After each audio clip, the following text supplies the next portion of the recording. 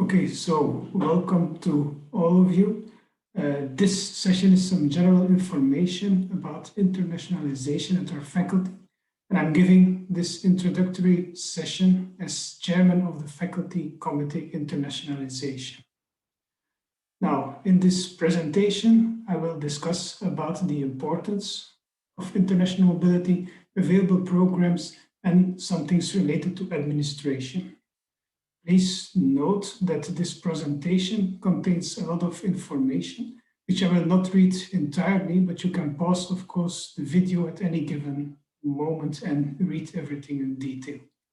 Now, also take into account that we provide this information to you without addressing the specific issues which are affecting international mobility today, as we cannot have an indication how this situation will evolve. Now, when you think about international mobility, there's some importance related to that, namely because at the moment you graduate, this is related to how much chances you have to get a job. And studies have shown that people who have done international mobility have a higher success rate when they apply for a job. Now, if you take a look at this Erasmus Impact study, you can find over there that people think and know that when you do this kind of international, when you have this international experience, that this actually helps you develop transversal skills, that also these people often get faster and more responsibility in their job. And of course, that the international mobility is an enormous asset when you apply for the job. When you think about international mobility, there's a wide range of possibilities. So what are the options you have during your studies? Well, here you see an overview, and I will address some of those in more detail in the upcoming slides. So first of all, not everybody goes on an Erasmus exchange. This is why also for people who stay here, we have internationalization at home. So this is for the students, which is about 75% of our students, which are not going abroad because they don't want to or they're not able to do so. Now, for those, internationalization is embedded in your study program. For example, courses taught in English, the fact that you can get guest lectures from foreign professors, or for example, that you have seminars, video conferences with people abroad. Also, there are other specific formats for people who don't take internationalization within their normal program. For example, you can do summer school, or you have faculty level initiatives like things related to EIST. The first possibility is that you want to go abroad, but not to study courses, but for example, to do some field work in the context of your master dissertation, or maybe that you want to participate in some activities of an NGO. Now, then you have typically the VLIR-UO's travel grants for the Global South. You see about which countries we are talking over here. Then you also have things related to internships, workshops, fellowships. There are a vast amount of possibilities related to EIST, the International Association for the Exchange of Students for Technical Experience, so typically something for engineering students. Then you have BEST activities, the Board of European Students of Technology, and also things related to external partners, to whom I will address a few of them in the coming slide. Also summer schools, for example, are there, which are offered or can be offered by some foreign partner institutions. Now, all of them have specific deadlines, so you have to check the Eurofora information site to get all this information. One which is nearby is to study in the US, and then you have Fulbright scholarships. The deadline there is very close, very nearby, but many people also take this kind of program after they graduate. Then you have internships, for example, in Japan. The deadline there is not available yet, but here you can see a website where you can find additional information. Another place which draws up interest to several students is China, where you can have internships and study for example, the CSC, Scholarships for Outgoing Mobility. The deadline there is foreseen to be somewhere in February next year. Again, here you can find the appropriate link. We also have some international masters in our faculty. So here you see them, the different masters. Some of them are embedded in a larger European framework, including the fact that you have to travel also during different semesters. About the exchange, so there is a possibility to go abroad as an exchange student. This can be either outside Europe or can be in Europe. Let's first take a look at outside Europe. So there, of course, first there has to be an agreement of international collaboration between both institutes. So this is typically a BERAC, a bilateral agreement.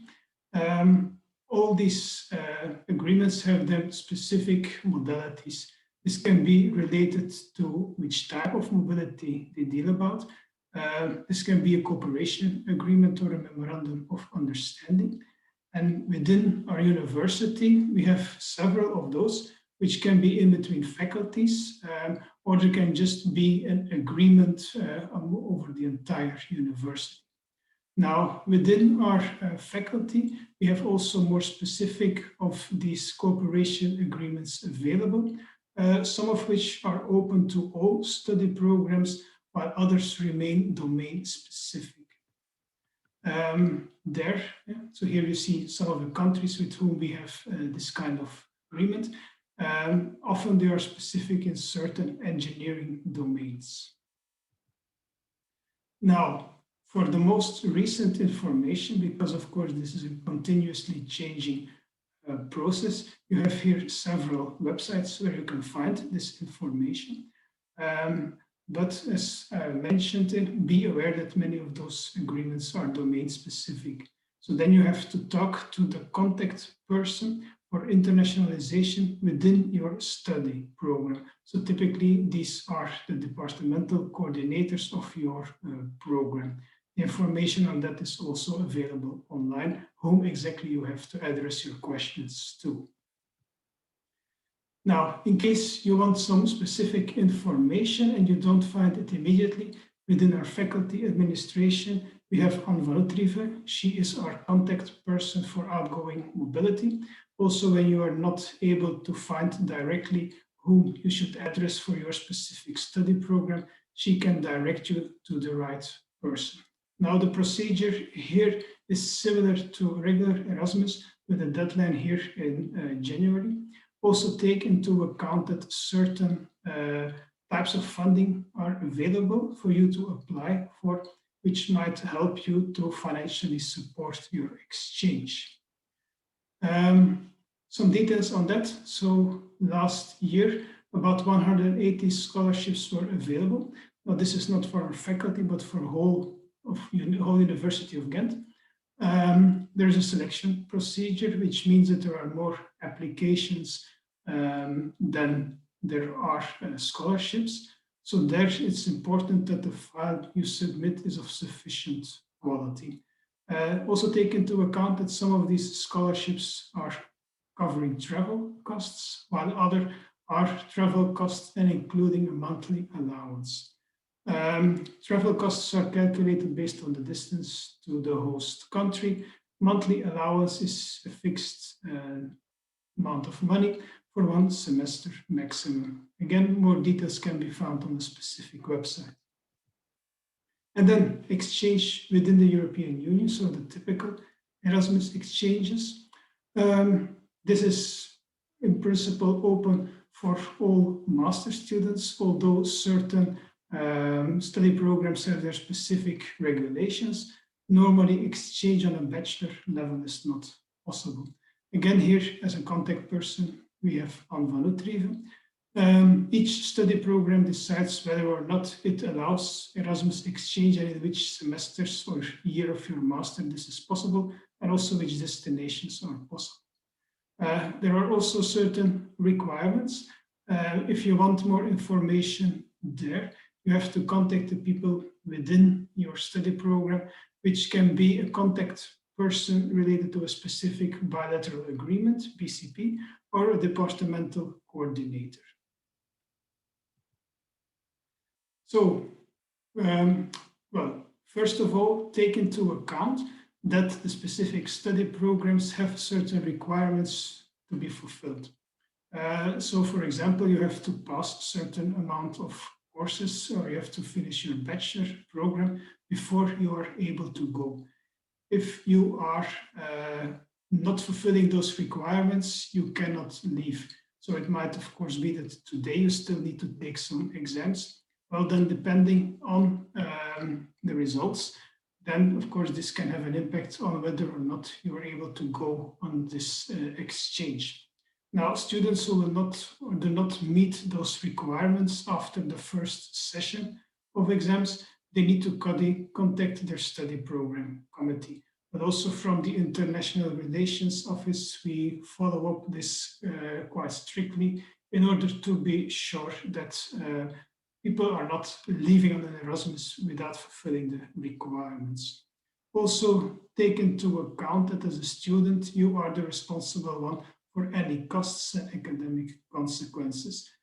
So, for example, if you would leave without having the permission, then well, your stay abroad is not covered by any insurance. Okay, so now where to go to? Well, as you can see from this figure, the amount of possibilities is quite large. Let's first stay rather close or nearby. Also, you can go on an Erasmus exchange in Belgium to the French-speaking part of the country. Here you see some details related to that. Switzerland is also possible, although it's not within the European Union, there are some modalities and some procedure which is quite similar. Then all destinations, there's a quite extensive list on that. Here is the specific web link where you can find the information.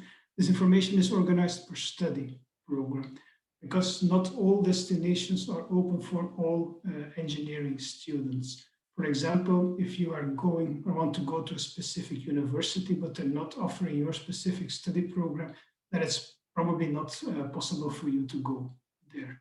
So you need always to choose your destination within your own campus and study program. So please take this into account, and whenever you have doubts, ask for information either to the central administration of our faculty with Anne van Utrecht or with the person responsible for internationalization within your study program. So what about costs? Well, if you go on an exchange, you stay a Ghent University student. So this means that you pay your tuition fee at UGent, not at the place where you're going to. In case you have a study allowance, this remains unchanged. And also the allowance and the costs depend on the destination and local conditions. Take into account that many places where you might want to go to are more expensive than here in Ghent. This we have noticed when doing a survey among our outgoing exchange students. Still some other information remains to be decided on. Of course, there's the experience of going abroad, but you want, of course, take some credits with you when you come back. So credits you obtain abroad, they will be acknowledged. This also goes via Oasis, but there, of course, you cannot take whatever course you like. This needs to be agreed upon by your study program and your host university. So basically, both universities have to agree on that, and this is written down in the learning agreement. So this is a very important document, and whenever something changes over there or when you're completing it, always get into contact with the faculty administration and the people responsible within your study program. At the end of your mobility, there's also an official transcript of records. So we will get the grades that you obtained over there. This will be visible on your Ghent University transcript of records. and on your diploma once you graduate. So this is an interesting asset for future job applications. Of course, we have our grading scale here in Ghent and in other universities abroad. This is not necessarily the same. There are a lot of differences actually between the different universities. So we have to convert your grades. For example, the grades you obtain in Spain or in Italy needs to be converted into Ghent University grades. So to do so, there is this grade conversion. There are specific ways how to do this with certain tools which are available for some programs and some universities. This is a progress we are for the moment still streamlining on a faculty level. So be also aware of the fact that grade conversion is not necessarily according to a linear distribution. So this depends on how exactly they grade the students in the university that you are doing your Erasmus at. Now, about international mobility and how to apply for this. Well, all the information can be found on different websites. And there are different steps to be taken. Whenever you prepare, of course, your exchange, but also when you arrive over there and when you return. So it's important that you check all the steps of the procedure and that you try to complete them as soon as possible in order to avoid unforeseen problems. Now, the fact is that this can sometimes be a hassle. So therefore, always talk to the people who are responsible for internationalization, those who are responsible and contact person for a certain agreement for which you want to apply for, and then your departmental coordinator. This will lead to filling in this curriculum form, which need to be signed by both of them. And also in order to help you, specific sessions are organized to show you how to do this via OASIS. So Anne van Oetrieve and Sarah Bogart, they will help you on that. This will take place in December. The details on that still are to be published on your forum. Then about the accommodation. There you have to obtain the information via your host university. So the place where you go to, there you have to find the information because it's impossible from Ghent side to be sure that we have all the information for all possible universities that somebody might be able to go to.